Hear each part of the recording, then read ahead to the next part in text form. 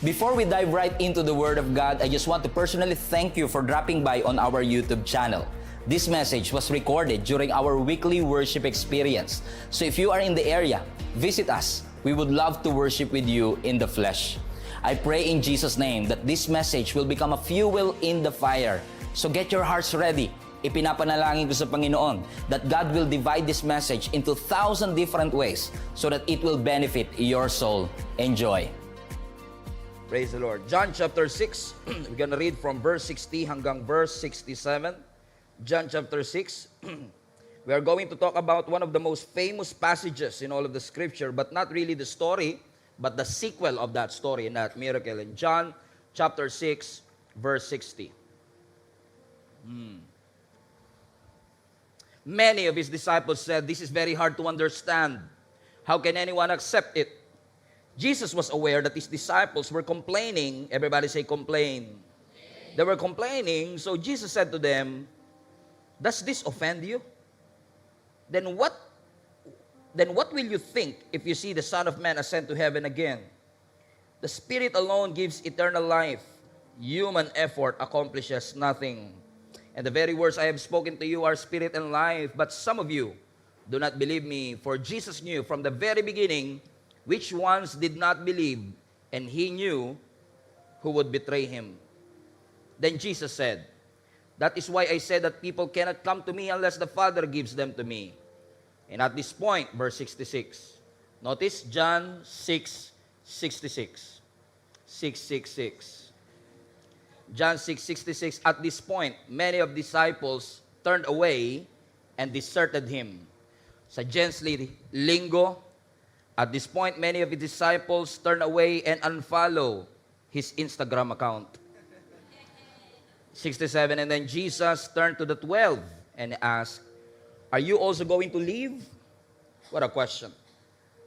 And I'm planning to correlate this in 1 Corinthians chapter 15, verse 58, which is our text for this series. "Therefore, my dear brothers and sisters, stand firm, let nothing move you. Always give yourselves fully to the work of the Lord, because you know that your labor in the Lord is not in vain." King James Version, "Therefore, my dear brothers and sisters, stand firm, be immovable, and let abounding in grace. Ibigay ninyo ng buong buo ang inyong puso sa Panginoon, for your labor is not in vain." My title today is called Daily Faith.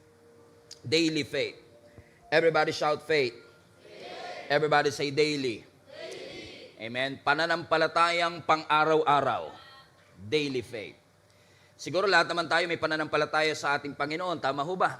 Hindi naman siguro ako asumero na lahat tayo at some point ay may pananampalataya. In fact, lahat ng tao naman nananampalataya, hindi nga lang sa Diyos. Nananampalataya tayo sa iba't ibang mga bagay sa ating buhay, pwedeng sa trabaho, sa bank account natin, o sa upuang inuupuan nyo ngayon. You have faith na kaya ka niya at hindi siya babagsak. So all of us is exercising faith every single day of our lives. But faith is not an event. It is a lifestyle. Ang faith hindi yan basta one-time event na nangyari sa'yo, and then after that, wala ka ng pananampalataya. No. Ang tunay na pananampalataya is a lifestyle. Araw-araw, lumalago, araw-araw, ini-exercise. At sa 24 years na paglilingkod ko sa Panginoon, napatunayan ko po na yung paglago ng ating pananampalataya is most of the time connected to the conditions of our heart. Kapag ang puso mo ay takot, malamang mahihirapan kang mag-focus sa iyong faith at mas madalas tayo nakafocus sa ating fear. The more na minamagnify natin ang ating takot, ang ating pagdududa, ang anxiety, o anumang bagay na nararamdaman natin, bilang isang Kristiyano, hindi tayo tinawag ng Panginoon to operate through our feelings. We are called to operate through the Spirit. And usually, ang faith natin is dependent ang kanyang paglago sa kondisyon ng ating mga puso. Kaya din siguro sinabi ng Scripture sa atin, ng ating Panginoong Jesus, na kung kayo'y mananalangin, if you will pray, pray like this: "Our Father, who art in heaven, hallowed be thy name, your kingdom come, your will be done on earth as it is in heaven." Continue that with me. "Give us this day our daily bread." Everybody say daily. Napansin nyo mga kapatid, sabi ng Lord, kung magpe-pray kayo ng bread, magpe-pray kayo ng provision, ang sabihin niyo, "Give us this day our daily bread." Makasave siguro tayo ng energy kung sinabi ng Panginoon, "Give us this day our weekly bread." At least sa loob ng isang araw, isang linggo, isang beses lang tayo magpe-pray, yung 6 days matitipid natin. Pero bakit daily? Hindi sinabi ng Panginoon na give us this day our monthly bread. Mas maganda sana, makakatipid tayo ng 29 days at isang araw lang tayo magpe-pray sa isang buwan for provision.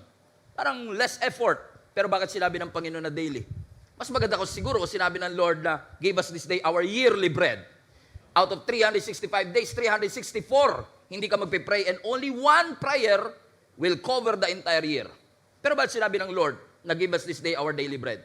Because ang gusto ng Panginoon, dependent tayo sa Kanya every single day of our lives.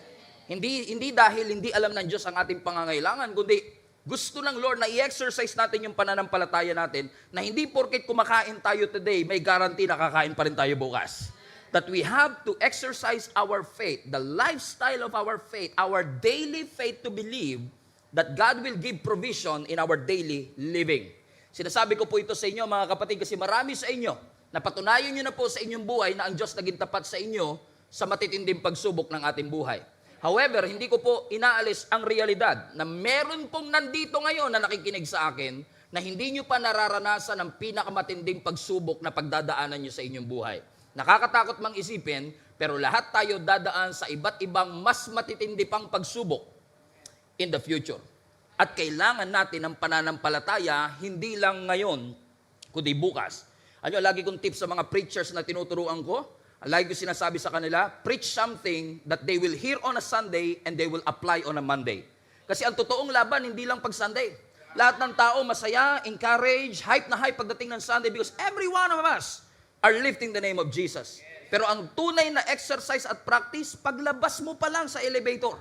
Doon may exercise kung tayo nga ba ay may totoong pananampalataya sa Panginoon. Bakit to?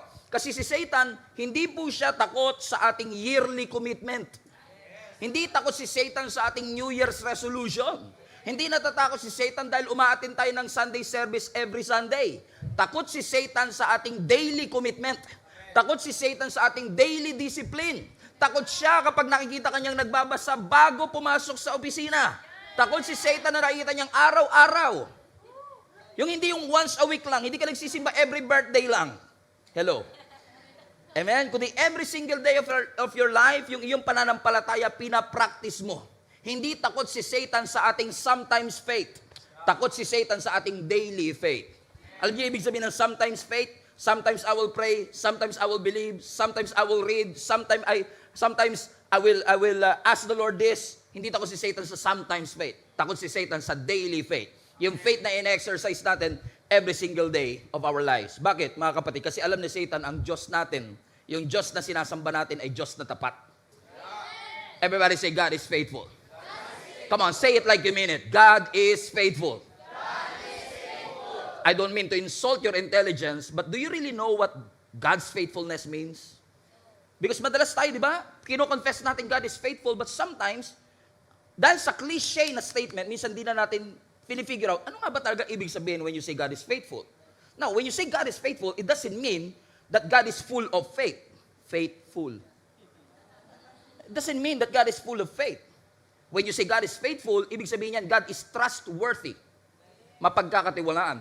Meron siyang track record in the history. He's done something in the past that made you believe that He can do it again. That if God did it before, you know and you are assured that He can do it again. Ibig sabihin mga kapatid, when we say God is faithful, alam natin na totoo siya sa kanyang pangako. Alam natin na siya yung rock na ating masasandigan, na yung faithfulness ng Diyos is not something na foreign sa Kanya, kundi ang faithfulness is part of His nature. Hindi mo pwedeng paghiwalayin yung faithfulness at yung Diyos.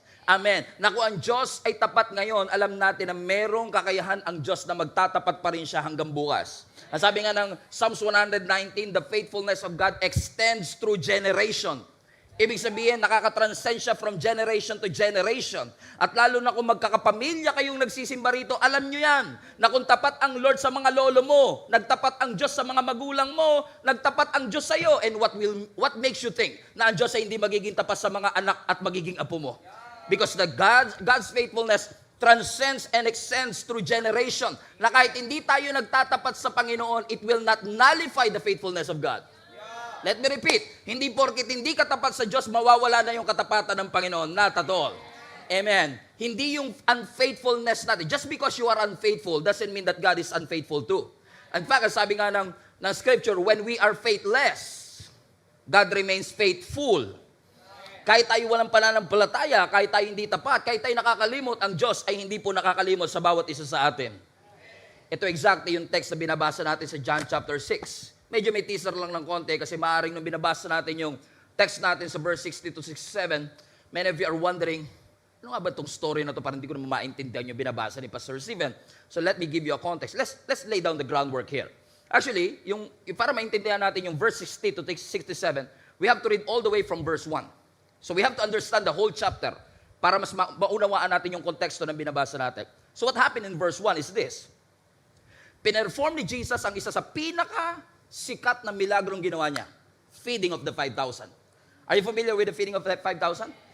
Sabi ng scripture, sa first few verses ng John chapter 6, ang ating Panginoong Yesus ay nagpipreach ng gospel at ng truth. Mula umaga hanggang hapon.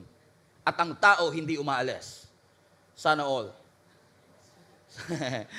Sana all. Amen? Na mula umaga hanggang hapon, nagpipreach si Jesus pero ang tao hindi naboboard. Ang tao hindi umaalis. Amen? Sa panahon natin ngayon, hindi na pwede yun. Mag-extend nga lang si Pastor Stephen ng 15 minutes, galit na yung mukha ninyo. May lakad pa ako, Pastor. Gutom na po ako, Pastor. Pero si Jesus, tingnan nyo, there's something about Jesus na magnetic. There's something about Jesus that attracts people. Na nung nag-preach si Jesus Christ mula umaga hanggang hapon, ang sabi ng scripture, walang umaalis. Lahat, tune in. Just imagine, walang microphone si Jesus. And He is preaching to thousands of people and everybody is listening. Sabi ng scripture na maghahapon na, nag-worry na yung logistics team ni Jesus Christ, yung mga disciples. Sabi ng scripture, napapansin nilang gumagami na. So sabi nila kay Jesus, Lord, gumagami na po. Napahaba po yata preaching nyo. Lord, paano po natin papakainin yung mga taong ito? Sabi ni Philip, Lord, suggest ko lang, no? Kasi kahit buong taong sweldo natin, pag sama-samahin yung buong taong sweldo namin, hindi po kakasya para pakainin namin. Kasi 5,000 men ito, men, not including women and children. So approximately 15,000 people, conservative counting, 12,000 people. So assume na lang natin 12,000. 12,000 people papakainin mo ng dinner. Ang sabi ng logistics team ni Jesus Christ, nako, boss, hindi natin to kaya. Ang sabi ni Philip, kahit isang taong sweldo ko, Lord, hindi to kakaya. So ito, suggest namin, Lord, pauwiin na natin yung mga tao. I-dismiss na natin yung service, mag-benediction ka na po. Pero alam niyo, sabi ng ating Panginoong Jesus, no, wag niyo silang pauwiin on an empty stomach. You feed them, pakainin niyo sila. E di nagpanic ngayon yung logistics team. Paano nila papakainin yung 12,000 people? Siguro nag-usap-usap sila, si Peter, si John, sabi siguro ni Philip, total, ikaw naman Peter ang leader namin, ikaw na mag-isip ng paraan. So sabi siguro ni Peter, just my imagination, o sige, kalat-kalat tayo, maghanap kayo ng mga lunchbox dyan, maghanap kayo ng mga baon, kung sino may baon, dali nyo rito lahat, pag samasamahin natin, ipunin natin. Siguro ibang tao, may mga baon sila, pero tinago nila. Amen? Wala silang makita. Siguro mga ilang minuto na silang gahanap, wala silang makita. Sabi ngayon ni Philip, Boss, wala pa rin tayong makita. Gumagabi na lalo, ano gagawin natin? Si Peter, may nakita siyang blue na lunchbox. May nakita siyang isang bata. Nung tinignan niya, boy, ano yan? 5 tinapay po, tsaka 2 isda. Akin na yan. Pagkain, hindi, pinapakuha ni Lord. Amen? So, meron yung bata na 5 tinapay at 2 isda. Nasabi na scripture, present nila sa ating Panginoong Yesus yung 5 tinapay at 2 isda.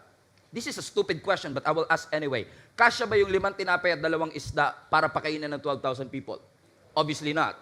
Kasi kahit ito pa lang nasa isang hilera na to, hindi na kasya. Doon pa lang sa una na yon, ubos na kagad. Kay MJ. Amen? Bakit? Hindi mapagkakasya yung 5 tinapay sa 2 isda sa 12,000 people. Pero nung kinuha ni Jesus Christ, sabi ng scripture, itinaas ng ating Panginoong Yesus at pinagpasalamat. Kahit konti, pinagpasalamat. Kung tayo yon, yung konti, irereklamo natin. Kaya hindi dumadami eh. Nirereklamo natin kasi hindi siya enough. Pero itry mong ipagpasalamat kahit not enough at idulog mo sa God of more than enough.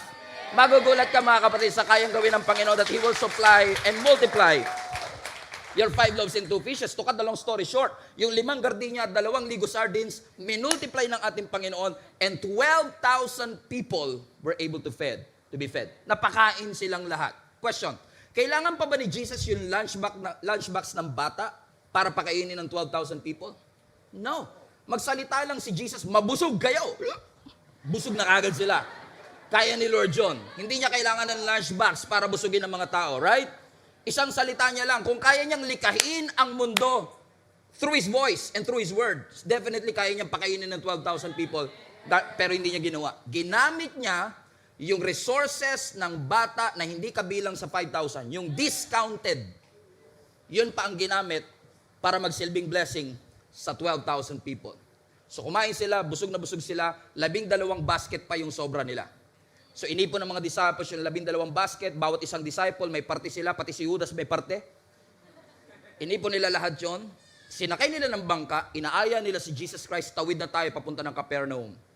Pero si Jesus is it as if Jesus hid from them, na hindi nila naisama ang ating Panginoong Hesus sa bangka, umalis ang mga disciple. Nung nasa gitna sila ngayon ng Sea of Galilee, naka-encounter sila ng matinding bagyo. All of a sudden, out of nowhere, di ko alam kung paano nangyari na nakita sila ng ating Panginoong Hesus sa gitna ng bagyo, sa gitna ng Sea of Galilee, na biglang nag-appear ang Panginoon sa kanila, na pinagkamalan pa nilang multo, which is theologically incorrect. Kasi kung dalawa si Jesus, pwede multo. Pero kung isa ka lang, mulwan lang siya. So pag isa mulwan, pag dalawa multo, pag tatlo multri.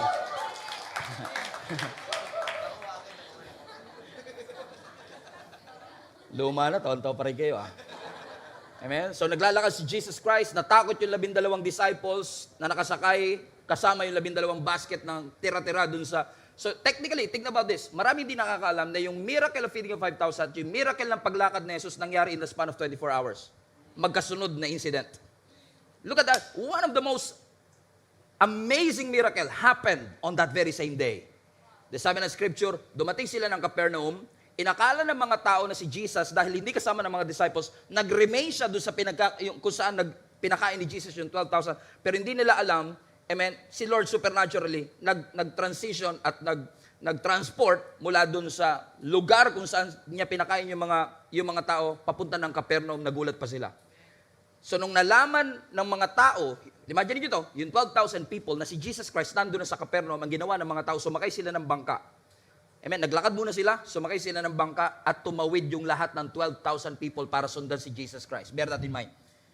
Sa sobrang tindi ng amazement nila sa milagro ni Jesus Christ, hindi sila makamove on. Sinundan nila si Jesus Christ. Siguro inaakala nila kung nagbigay si Lord ng ayuda kahapon, baka sigurado ngayon magbibigay uli siya ng ayuda. Alam mo, totoo. Ang sabi ng scripture, the following day, so dinner yun, di ba? Nung pinakain sila, almost dinner. The next day, ginutom na naman sila. Naghihingi naman sila ngayon ng breakfast. Pagdating ni Jesus Christ, they are asking Jesus for bread. Gutom na naman sila kasi umaga na. Ayun sabi ni Jesus Christ, paraphrase ko muna, mamaya babasahin natin. Ang sabi ni Jesus Christ, alam ko kung bakit kayo nandito. Hindi kayo nandito para sa akin. Nandito kayo para sa tinapay na ipapakain ko sa inyo. Ang sabi ni Jesus Christ, bakit kayo naghahanap ng tinapay? I am the bread of life. In fact, ang sabi ni Jesus Christ sa lahat ng mga tao na ikinig, those who want to be part of my kingdom, those who want to inherit eternal life, you must eat my flesh and drink my blood. Na-misinterpret ng mga tao. Sabi nila, teka lang, kakainin namin ang laman mo at iinumin namin ang dugo mo. Ang sabi ng mga tao, verse 60, kung maalala nyo pa, ang sabi nila, ang hirap naman pong intindihin ng inyong itinuturo. Parang naguluhan sila bigla. No, excited sila nung una, ngayon naguluhan sila. To the point na ang sabi ng verse 66, lahat ng disciple na yon na kumain kahapon ng milagro, isa-isang nag-unfollow kay Jesus. So from si Jesus Christ na may Instagram follower of 12,000 people, yung 12,000 followers, bumaba ng 12 followers overnight.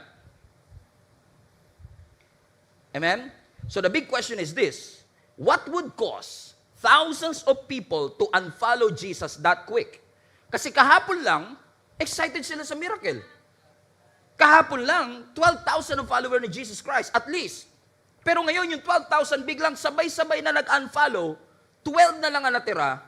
How did that happen? Paano sila napunta from seeking Jesus to living Jesus? Paano nangyari na kahapon lang, excited sila sa milagro ni Jesus Christ? Tapos ngayon, in-unfollow nila si Jesus Christ dahil lang sinasabi niyang, kainin niyo ang aking flesh and drink my blood? In fact, I want to also ask this question, ano kayang naramdaman ni Jesus? Nung isa-isa siyang in-unfollow ng mga taong pinakain niya, just last night. Thousands of people unfollow Jesus just like that. Amen? So tingnan natin, i-autopsy natin, saan ba nagsimula ang lahat? Bago umalis. Kasi kung ano man yung bagay na naging reason ng pag-alis nila, we don't want that to be the reason kung paano tayo aalis sa ating pananampalataya. Ayaw nating iwanan ng Panginoon, right? So kailangan natin matuto, paano nag-progress yung mula sa excited, passionate, papunta sa wala ng gana, and eventually umalis na. Tingnan nyo yung verse 22. Ang sabi ng verse 22, the next day, yung following morning na yon, the crowd that had stayed on the far shore saw that the disciples had taken the only boat, and they realized that Jesus has not gone with them. Verse 23, sabay-sabay natin basahin. Several boats from Tiberias landed near the place where the Lord has blessed the bread and the people had eaten. 24. So when the crowd, 1, 2, 3, go. So when the crowd saw that neither Jesus nor his disciples were there, so they got into the boats and went across to Capernaum. What's this? To look for him. So nung hindi nila makita si Jesus kung saan nagpala si Jesus nung kahapon, sabi nila, dito nagbigay ng ayuda, balik tayo dito. Eh pagbalik nila, wala doon si Jesus. Hinanap nila ngayon sa mga disciples. Eh hindi rin kasama ng mga disciples. Alam niyo ginawa nila? Sumakay silang lahat, 12,000 people. Nag-transport, nagsikap na tumawid papunta ng Capernaum para sundan ng ating Panginoong Hesus. Pagdating nila ngayon, breakfast na. Sabi nila kay Jesus, Lord, wala bang tinapay? Tingnan niyo ang sagot ni Jesus, verse 26. I tell you the truth. You want to be with me because I fed you, not because you understood the miraculous sign. My goodness. Sakit pakinggan nun. Pero ba nagbiyahe ka, tapos sabi ni Lord, nandito lang naman kayo para sa tinapay. Hindi naman kayo nandito kasi naintindihan nyo yung milagro nakita nyo last time. Para sinasabi ng ating Panginoon sa kanila, yes, I know you are looking for me, pero you are not really looking for me. You are looking for what I can do for you. And this is an important question for each and every one of us. Why are you here? Why do you serve the Lord? Are you serving the Lord for who He is? Or are you serving the Lord for what He can give to you? Naglilingkod ka ba sa Panginoon para sa bread? O naglilingkod ka sa Panginoon dahil gusto mo makilala yung bread of life? Naglilingkod ka ba sa Panginoon dahil sa milagro? O gusto mo ma-encounter ang miracle worker? At sinasabi ng Panginoong Hesus sa kanila, nandito lang naman kayo para sa miracle at hindi sa aking presence. Masyado kayong obsessed sa tinapay na na-miss ninyong ma-encounter ang miracle worker. Masyado kayong obsessed sa milagro, sa answered prayer, sa gusto nyo mangyari sa inyong buhay, na nakalimutan nyo the very purpose why we gather in the first place. It's because we want to have a relationship. Relationship with Jesus Christ. Sinasabi ng Panginoon sa kanila yung miracles na perform ng ating Panginoon. Technically speaking, what Jesus was actually trying to say, kasi tingnan niyo yung sinabi ni Jesus Christ, ano? Balik mo ay verse 26, anak. Tingnan mo yung last part. Not because you understood the miraculous sign. So obviously, hindi nila naintindihan kung bakit pinakain sila ng Lord kahapon. So they missed the point. Yung sinasabi ni Jesus Christ. Nandito na naman kayo para sa tinapay. Nangihingi na naman kayo. It's a sign you missed the point. So kung na-miss nila, dapat hindi natin ma-miss. Kasi kung na-miss na nila, na-miss pa natin, eh di tayo natuto. So kung ano man yung na-miss nila, kailangan matutunan natin. Na ang reason kung bakit ang Diyos nagpakain ng 15,000 people, hindi para mag-show off. Hindi lang para bigyan tayo ng tinapay. No. Ang ating Panginoong Hesus nag-perform ng miracle to show His real identity. Kung sino talaga siya. Kaya sabi niya, I am the bread of life. Hindi ba kayo nagtataka? Nagbigay siya ng bread kahapon, then the following day, He introduced Himself as a bread of life. Bread of life. So mapapansin nyo, yung miracle is attached to His identity.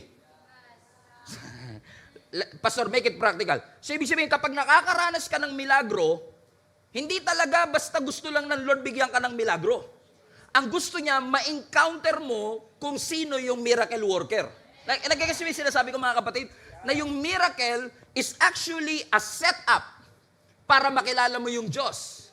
Yung nga lang minsan, dahil masyado tayong addict at obsessed sa miracle, niyakap na natin yung miracle, nakalimutan na natin yung nagbigay ng miracle. Lahat ng mga bata rito naranasan nyo to, no? Na umalis yung nanay ninyo, sabi mo, mapasalubong. Tapos nung umuwi yung nanay at tatay natin, saan ka nakatingin? Sa nanay mo o sa pasalubong? Come on now. Lahat tayo guilty dyan, ano? Umuwi yung nanay natin, naging thankful tayo sa pasalubong, hindi tayo naging thankful, ligtas sila nakauwi. Na many of us are thankful for God's blessing, na nakalimutan natin yung miracle worker. Ang sabi ni Jesus, you missed the point. Yung lahat ng milagro, set up ko yun para makilala niyo ako. So yung miracle is attached to my identity. So every miracle is pointing to who Jesus is. Hindi pa rin kayo convinced? Si blind Bartimaeus. Bulag si blind Bartimaeus mula pagkabata. Wala siyang nakitang liwanag ever. And then Jesus came. Sabi ng scripture, pinagaling ng Lord si blind Bartimaeus. Yung bulag na puro dilim ang nakikita, all of a sudden nakakita ng liwanag. Binuksan ng Diyos ang kanyang mata. And then Jesus said, I am the light of the world. Oh, may attachment, no? Yung kadiliman ng kanyang pananaw, milagro yun, pero ginawa ng Lord yung miracle to introduce who He is. Sabi niya, I am the light of the world.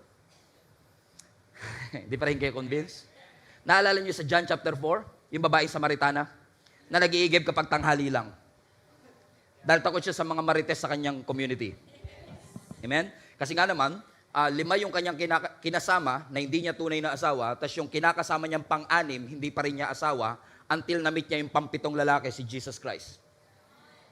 7, the number of completion. Finally, he met Jesus Christ. Nung nagkita si Jesus, this is an encounter at the well. Nung nagkita si Jesus at yung babaeng ito, sabi ng scripture, si Jesus Christ nang hingi ng tubig sa babaeng ito. Binigyan naman niya. Sabi ni Jesus Christ, alam mo, itong tubig na to pag iniinom mo, mauuhaw ka uli. Pero pag ininom mo yung tubig na ibibigay ko sa iyo, never ka na mauuhaw uli. Pero dahil yung babae masyadong natural, sabi niya, balde nga, wala kayo. Magbibigay ka pa ng tubig. She missed it. At sinasabi ni Jesus Christ, this water, this encounter, is actually pointing to me. Sabi ni Jesus Christ, I am the living water. There you go again.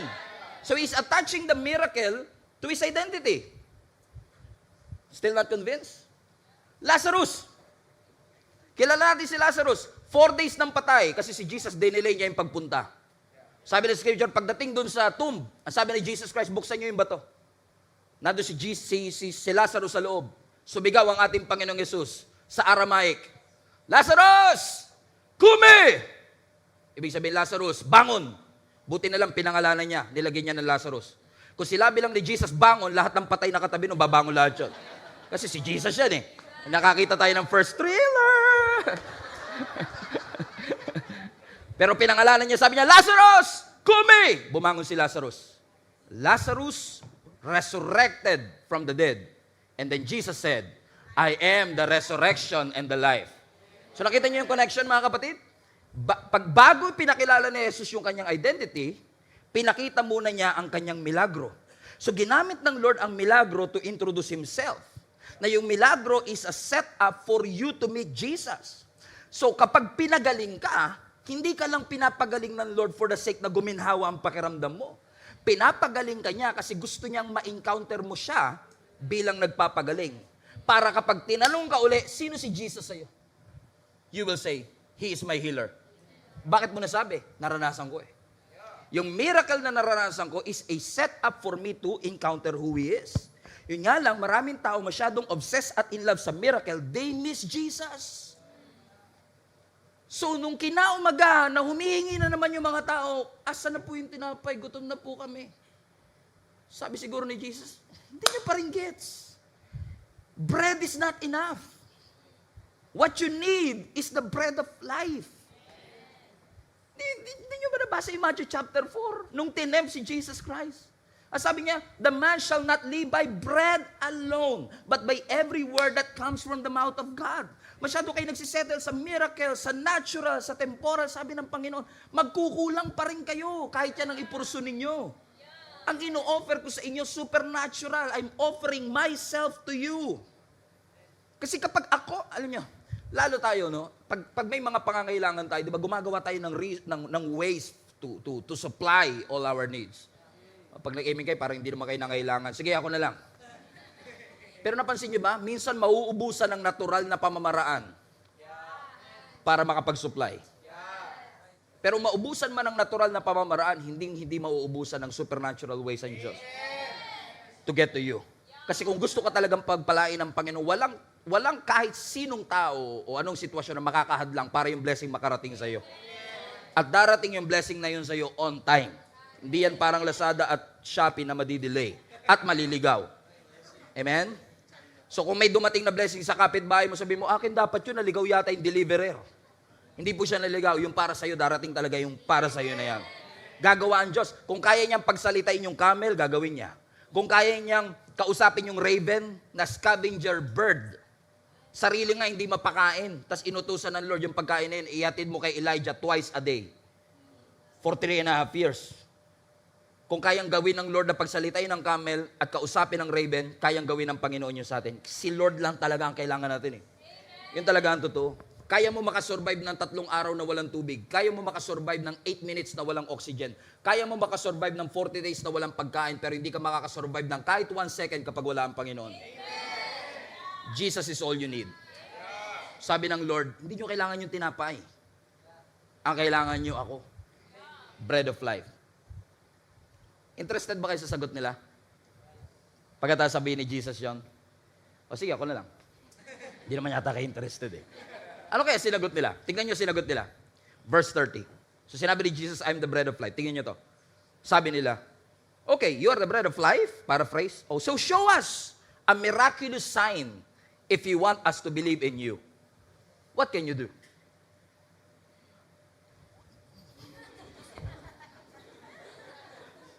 Nakagigil. Nag-guess nyo ba? Hindi nyo nag-guess. Let me break it down to you. Last day, nagpakain si Lord ng 15,000 people gamit ang 5 tinapay at 2 isda. Amen? Pagkatapos ng miracle, nung magagabi na tumawid sila ng Sea of Galilee, lumakad si Jesus sa ibabaw ng tubig, nakarating sila ng Capernaum, nagutom uli sila, humingi sila ng tinapay sa ating Panginoon. Ang sabi ng Lord, hindi nyo kailangan ng tinapay, ako ang kailangan nyo the bread of life. At sabi nila sa Panginoon, okay, kung talaga ikaw ang bread of life, show us a sign.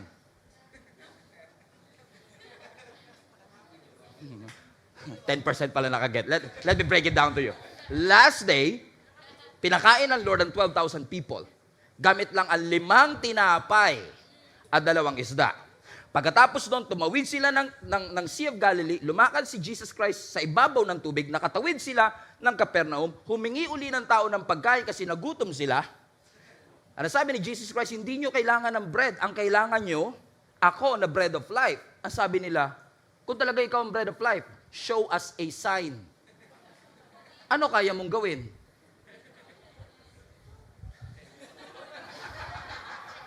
Third time is a charm. Last night, pinakain ng Lord ang 12,000 people gamit ang 5 tinapay. Tumawid ngayon sila ng Sea of Galilee, naglakad si Jesus sa ibabaw ng tubig, nakatawid sila ng Capernaum. Pagdating nila ng Capernaum ng morning, nagutom sila, breakfast na. Sabi nila kay Jesus, magbigay ka uli ng tinapay. Sabi ni Jesus, hindi nyo kailangan ng pandesal, ang kailangan nyo ako. Tapos sabi nila, ka talaga ikaw ang bread of life, prove it. Excuse me? Just last night, I fed 15,000 people. You've seen it. Kayo mismo beneficiary nun eh. Tapos ilang oras lang lumilipas, gusto niya na naman ng sign. May kilala ba kayong ganyan, mga kapatid? Na lahat na lang iningi kay Lord, Lord, sign. Pengi po ko ng sign. Mag-perform ka po ng miracle. Tingnan niyo yung statement niya sa last one. What can you do? Parang alam niyo yung mga baby na, sige nga, close, open. Parang gusto nila mag-perform si Jesus sa harapan nila. As if hindi nila nakita yung milagrong ginawa ng Panginoon. Ibig sabihin, meron silang faith yesterday, pero wala na silang faith today.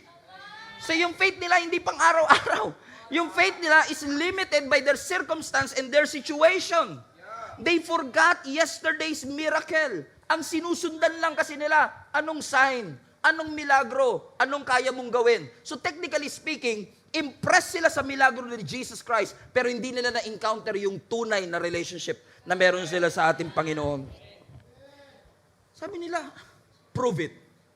Excuse me. After everything that Jesus did last night, after everything that Jesus performed, gusto niyo naman ng bagong sign? Tingnan mo katabi mo, tingnan mo katabi mo. Hingi tayo ng hingi ng sign sa Diyos. Listen. Kapatid, hindi mo kailangan ng bagong sign. Ang kailangan mo, reminder. Kailangan mo mapaalalahanan. Minsan kasi yung blessing talaga nag-create ng spiritual amnesia. Nakakalimutan kagad natin yung mga pagpapalang. Alam ko, hindi ko minamalitang nararamdaman mo. Alam ko, nahihirapan ka today. Pero this is not the first time na nahirapan ka, right? This is not the first time na nagkasakit ka. This is not the first time na nangailangan ka. Did you remember 6 months ago na na-hospital ka? At hindi ka lang pinagalingan Diyos, nag-provide pa ang Lord supernatural ang pambayad. Tapos ngayon, pagdududahan natin ng Panginoon, Lord, mag-perform ka. I need a sign na buhay ka talaga. I need a sign na nakikinig ka sa panalangin namin. You don't need a sign. You need a reminder. Hindi mo kailangan ng more bread. Ang kailangan mo, flashback. Hindi mo kailangan ng maraming miracle. Ang kailangan mo, memorandum. So, bigyan ko kayo ng tip. Kung sa Friday, mamomroblema ka uli, huwag mo nang questionin ng Diyos. Bumalik ka na lang nung Monday. Kung kailan ang Diyos nag-provide. Nung Tuesday, hindi kayo iniwan ng Lord. Nung Wednesday, hindi kayo pinabayaan ng Panginoon. Nung Thursday, ang Diyos hindi nakalimot sa iyo. Para pagdating ng Friday, the same God that brought me here today is the same God that will bring me through. Kailangan remembrance. Sino sa inyo nakakaalala pa kay FPJ? Fernando Poe Jr. Kaya ganito suot ko ngayon eh. Si FPJ lang yung kahit mainit naka-jacket. Nabutan ko pa yung mga pelikula ni FPJ. Pasinin nyo si FPJ ha. Starring siya, Fernando Poe Jr. Starring siya, ang pinaka-main character. Pero pagkalaban niya si Paquito Diaz, okay, si Max Alvarado, 20 minutes si Fernando Poe Jr. na pagsusuntukin ni Paquito Diaz. Si Fernando Poe Jr. na kilalang action star o King of Action na kilala sa papang! Gugulpihin lang ni Paquito Diaz at biglang babagsak si FPJ. As it, patay na siya at defeated na siya. Nangyayari yan, di ba? Actually, nung unang panahon, pag namamatay si FPJ sa pelikula, may namamatay na literal. Di nila matanggap na yung bida nila mamamatay. Hindi nila matanggap na yung bida nila nakahandusay. Pero tingnan nyo mangyayari. Pag si FPJ nakahiga na, parang walang malay. Tatawa ngayon si Paquito Diaz. Biglang all of a sudden, yung direktor, ang gagawin niya, magpa-flashback. Biglang magkakaroon ng flashback. Kumakain si Fernando Poe Jr. kasama yung asawa niya. Pinagsasalinan niya ng tubig. Nagtatawanan sila habang nasa park. Nagtatawanan sila habang namamasyal sila. Yung mga anak niya, nakikita niya naglalakad, tumatakbo, healthy. Nakita niya nakasakay sila sa kotse, kasama ang kanyang buong pamilya. Ang saya-saya nila. Then all of a sudden, yung Fernando Poe Jr. na wala nang malay, biglang lumalakas. Dahil sa flashback, bigla siyang lumalakas. At pag nakatayo na siya, pag nakatayo na si Fernando Poe Jr., was this 20 minutes siyang ginulpi ni Paquito Diaz. Ni minsan hindi siya nakapoint. Pero pagbangon niya, nung naalala niya lahat ng magagandang memories, isang papan niya lang kay Paquito Diaz. Talo si Paquito Diaz. Alam niyo, kailangan natin ng mga FPJ moments ng ating buhay. Nasa mga panahong hinang-hina ka na, gusto mo na sumuko, kailangan mo ng remembrance. Remember everything that Jesus has done in your life. Remember all the ways that He has made, all the doors that He has opened, all the food that He has fed you with, all the mountains that He has moved. Everybody say, remember. Kung babalikan mo lang lahat ng ginawa ng Diyos sa iyo mula noon, lahat tayo aamin, benepisyaryo tayo lahat ng milagro ng Diyos. Hindi mo kailangang lumakad sa ibabaw ng tubig para masabing benepisyary ka ng miracle ni Jesus Christ. Hindi mo kailangang gumaling sa cancer para masabi mong milagro. Kahit wala kang pera ngayon, benepisyary ka pa rin ng milagro ng Diyos. Lakas ng amen, parang wala talagang pera. Pastor, walang-wala ako ngayon. May milagro? Opo. Gusto niyo katunayan?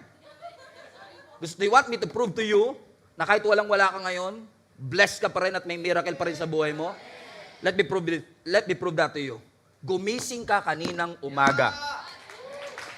And the fact that you woke up this morning, after everything that you have done, hindi na natin deserve na mabuhay pa at di na natin deserve na magising ka, and yet ginising ka ng Panginoon. It is enough reason para mapatunayan natin na may milagro pa and that miracle is operating in our lives. I've been serving the Lord for 23 years. I've seen God move. I've seen God work. I've seen God heal sickness. I've seen God answer prayers. And all of these are reasons why I trust the Lord, because He is trustworthy in my life. Sabi ng Lord, gusto niyo lang naman ako dahil sa milagro. Ayaw niyo naman talagang intindihin yung sinasabi ko. So sabi ni Jesus sa kanila, by the way, I am the bread of life. And if you don't eat my flesh and drink my blood, sabi ni Jesus Christ, you will not inherit the eternal life. That's in verse 53. I tell you the truth, sabi ni Jesus Christ, unless you eat the flesh of the Son of Man and drink His blood, you cannot have eternal life within you. Now, hindi ina-advocate ni Jesus na maging cannibal tayo. These are strong language. These are strong teachings. Hindi na bago kay Jesus yan. Kasi pag nag-teach talaga si Lord, minsan gumagamit siya ng mga strong language. Yung teaching ni Jesus, kakaiba talaga. Ang teaching ni Jesus, hindi sugar-coated. Mapapaso ka kapag mainit talaga. Iba si Jesus mag-preach. And yet there's something magnetic about Him that people are still drawn to Him. Tingnan yung sabi ni Jesus Christ, kailangan yung kainin ng aking laman at inumin ng aking dugo. These are strong words. Remember Jesus when He taught sometimes, sabi niya, kung ang iyong kamay ay nagiging sanhi ng iyong pagkakasala, putulin mo. Eh buti na lang, hindi natin ina-apply yan literal. Ito yung dami natin parang penguin dito. Diba? Sabi ni Jesus, kung ang mata mo nagiging sanhi ng pagkakasala, dukutin mo, itapon mo. Eh buti na lang, hindi natin ginagawa. And these are strong words. These are dangerous sa mata ng ibang tao. And then all of a sudden, sa John 6, sabi niya, you cannot inherit eternal life pag hindi mo kinain ng aking laman at hindi mo ininom ang aking dugo. Ang response ng mga disciples, verse 60, many of His disciples said, this is very hard to understand. How can anyone accept it? Nak, may 61 ka? Verse 61. And Jesus was aware that His disciples were complaining. And He said, sabi ni Jesus, nagko-complain kayo, does this offend you? Na-offend ba kayo? No, tignan niyo, no? Just a few minutes ago, they were there. Ba't sila nandun? Ba't nila sinundan si Jesus Christ? They are seeking Jesus. Excited sila for another miracle, isn't it? Then all of a sudden, from seeking now to complaining. What happened there? Imbis na yung pananampalataya, patindi, pa-downgrade. Amen. At alam natin ang storya, kakasabi ko lang kanina, eventually, umalis din yung mga disciple na ito. What happened from seeking to living? Ano na nangyari sa gitna? Complaining. I don't know why, pero sa aking pakiramdam, isa sa mga rason para malaman mo kung yung isang tao magkukwit na sa ministry, marami ng complain. Kasi wala na yung puso nila doon. Para malaman mo kung yung kasama mo sa cubicle magre-resign na in a matter of months, pag puro reklamo na siya sa company, malamang yan. Because before they leave, usually they complain first. Sinasabi nila, masyado nang mahirap to. So kanina lang, masaya sila, wow, what a miracle, what a miracle. We want more, we want more. Sabi ng Lord, eat my flesh and drink my blood. Lord, ang hirap naman yan. They want the blessing, they don't want the discipleship. Madali kasing sumigaw kapag nasa mountaintop ka, wow, what a beautiful name, what a powerful name. But it's hard to navigate when you are in the valley. Napatunayan ko through the years, mga kapatid, ng pagiging Kristiyano, hindi pagalingan, hindi pataasan, patagalan. Amen. Pagiging resilient natin na ma-endure ang lahat, ano man ang sabihin ng Panginoon, magsasabi tayo ng yes. Marami sa atin ang nadaya at sinasabi nila, kapag binigay mo ang buhay mo sa ating Panginoon, lahat ng bagay madali. Lahat ng prayer mo, ang sagot ng Lord, yes. Lahat ng pinto bukas, lahat ng milagro madalas. No, difficulties are inevitable. But, difficulties should not be the reason why you quit, why you walk away, and why you give up on your God. Amen? Yung katabi mo masyado excited, I want to go to the next level. I want expansion. Pag pinag-uusapan na expansion, next level, siguro mga 10% lang nag-amen dyan. Next level, let's go bigger, let's go higher. Because we have to accept that reality na hindi lahat ng tao pare-pareho ng season. Na kung yung katabi mo ready na for the next level, yung katabi mo isa sa kaliwa, hindi yung pagpunta pa lang sa church, hirap na hirap siya today. They are too tired to fight. They are too weak to continue. They want to continue. Pero pag tinitignan nila ang mga struggle nila sa buhay, parang hindi sila makapagpatuloy. Ang faith nila, parang itong mga disciple. Galing sa excited, nasa complaining. And eventually, they will leave. Instead of being faithful, they are now become faithless. Pastor, we have tried everything. Gusto na namin sumuko. Lahat ng fertility treatment, trinay na namin, hindi nag-work. Lahat ng know-how namin sa business para ma-survive ang negosyo, ginawa namin, nalugi pa din. Lahat ng pagre-review, ginawa ko na, bumagsak pa rin ako sa examination. Lahat ng pagpapakumbaba, ginawa ko na para masave lang ang marriage namin, naghiwalay pa rin kami. Ginawa na ng magulang ko lahat para makatapos ako, wala pa rin akong pan-tuition fee. I'm ready to give up. I'm ready to give up on my God. The Word of God doesn't move you anymore. Ayaw mo na umatin ng church, Bible mo puro alikabok, ipis na lang nagbabasa. Something happened from excited, now, it's fading away. Sabi ni Apostle Paul, dear brothers and sisters, stand firm. Let nothing move you. For your labor in the Lord is not in vain. Nga lang, aminin natin ng totoo. May mga pagkakataon talaga na because of the circumstances, yung mataas na tingin natin sa Panginoon minsan nadidegrade. Tingnan nyo nangyari sa kanila. Sa verse 14, nung na-encounter nilang pinakain ng Lord ng 15,000 people, tingnan nyo ha, sabi ng verse 14, when the people saw Jesus Christ do His miraculous sign, they exclaimed, surely, everybody say surely. So nung nakita nilang pinakain ng Lord yung 15,000 people, sigurado sila si Jesus Christ ang propeta. One day later, verse 42, prophet, and then nung sinabi ni Jesus, eat my flesh and drink my blood, umatras ang iba. Sabi nila, teka lang, si Jesus yan, di ba? Yung anak ni Joseph. Sa Matthew, mas maganda. Sabi ng Matthew's account, di ba yan si Jesus, yung anak ng karpintero? Now listen, kahapon lang ang tawag nila, prophet. Tapos ngayon, nung china-challenge na sila ng Lord for discipleship, ang tawag nila, kilala ko yan, kapitbahay namin yan. Kanina lang, convinced sila na siya ang Messiah. Pero dahil challenge na sila ng Lord, nakakalungkot, diba? Hindi kayo tatagay-ibang church to. Amen? Kapag nakaranas ng miracle, totoo ka nga, Lord. You are my God and my King. Nung nakaranas ng pagsubok, andiyan ka ba, Lord? Nagpa-participate ka ba? Imbis na habang tumitindi ang problema, tumataas ang tingin natin sa Panginoon, parang pa-fade ng pa-fade yung pananampalataya ng mga disciples na ito. Until finally, on verse 66, John 6:6. After Jesus said this, many of His followers left Him and stopped following Jesus Christ. From 12,000 Instagram followers, just like that, 12 remained. From seeking the Lord, leaving the Lord. Seeking, complaining, leaving the Lord. Lahat ng tao, nag-alisan. Ano totoo yan, no? Ba't nga kaya pag tayo nasa success ng ating buhay, everybody's celebrating, everybody's happy for you? Pansinin nyo, no?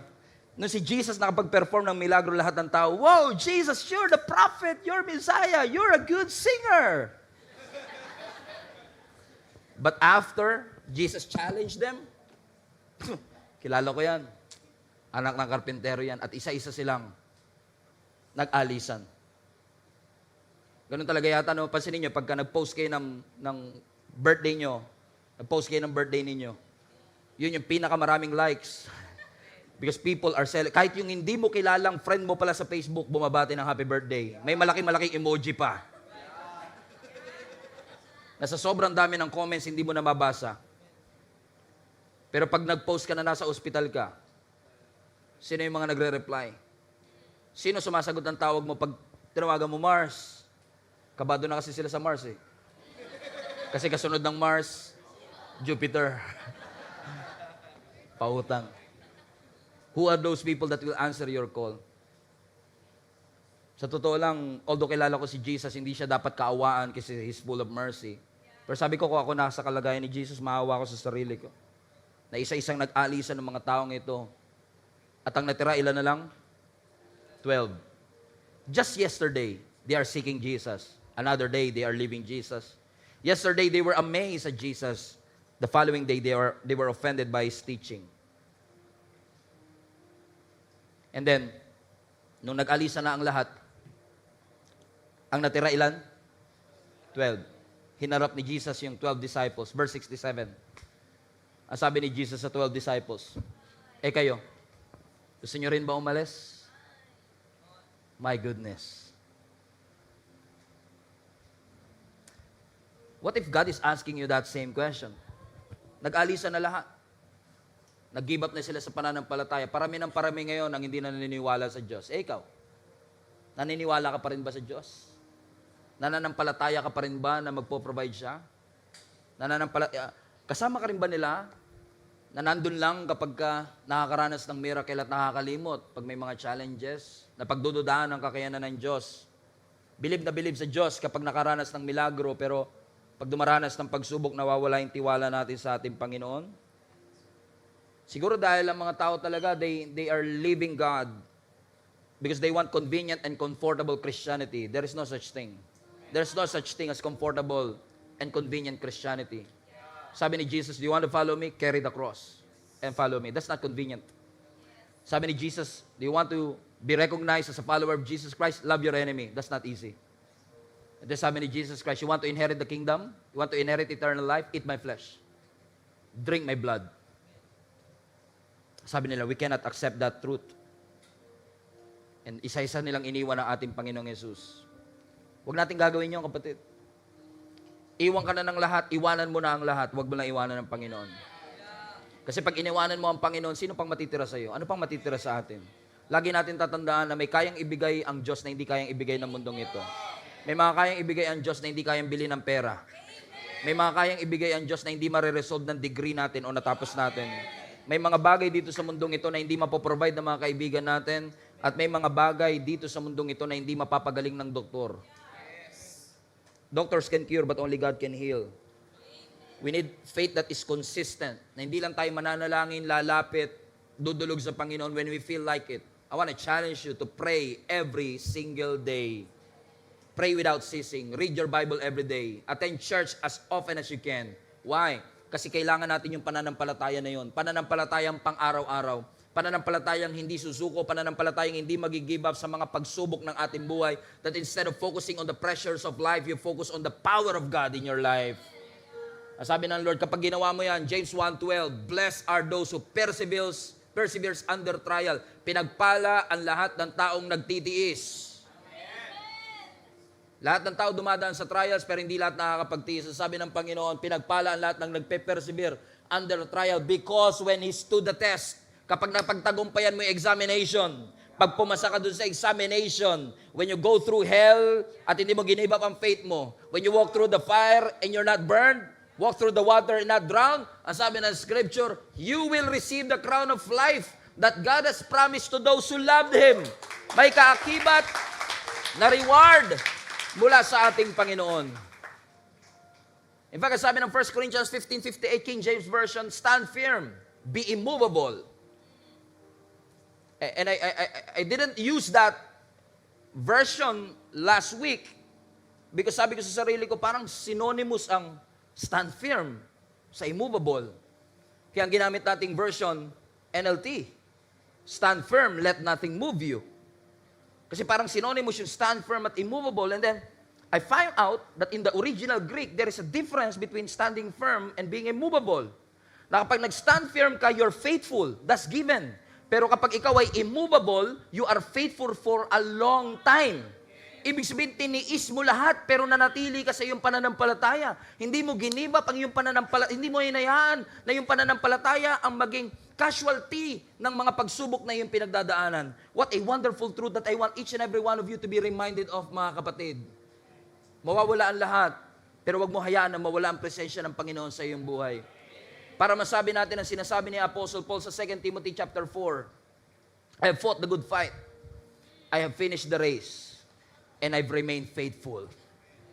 I've kept the faith. I pray in Jesus' name, whatever you're going through, malagpasan mo ito, kapatid, manatili kang nakatayo at manatili kang tapat hanggang wakas. Maglingkod hanggang sa dulo.